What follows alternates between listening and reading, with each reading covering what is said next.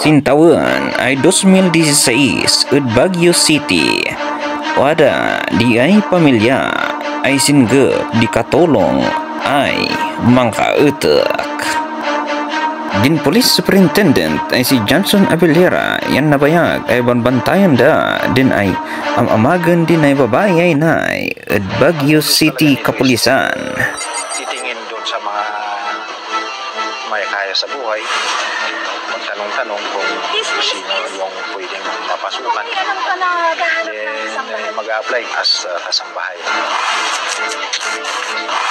Sin kanito ay makasgap, sin buoy ay umayana, yan nalitak ay mankurso na da, yan itabo na. Wala pang isang buwan, siguro araw lang bibilangin, then pag na-profile na niya yung kung saan tinatago yung mga valuable items ng mga mag-asawa, then doon po niya ginagawa yung pagnanakaw. At pinsa o proper at natal na sigud din yat din ay man asawa ay man tuusin buida da Roberto on Jennifer yan masangaw da sin ay negosyo da kadaw yan ay dinay ay matay taynan anggoy kano sin buida at dinay doa ay nay ubing kadwada din ay katulong ay say man tuusin ay buida ngamsin ay mantap tapos di Pebrero nanpakada din ay babae ng probinsya. Oh, bakit?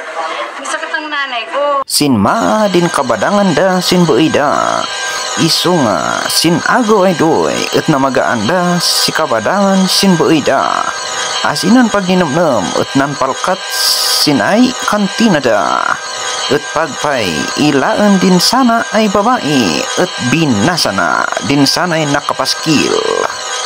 Hindi pa'y binasa na, asina pa'y dinamag, sinman kan kantina. Wanted housemaid? Sa akin, bakit? Mag-a-apply po sana ako. At nantalak ay dagos, tanmaya tinyat na ay nan paamam mo. Sinawak na at kaman siya iman ay titiwa. Ako pala si Marites Judan. Dala mo na ba yung mga requirements mo? Opo. Meron na po akong requirements dito. Pwede ko makita? Opo. Wala kaya tang police clearance? Wala kang police clearance, sabi ko. Sabi niya, susunod na lang yung ate, sabi niya, susunod ko na lang na ibibigay.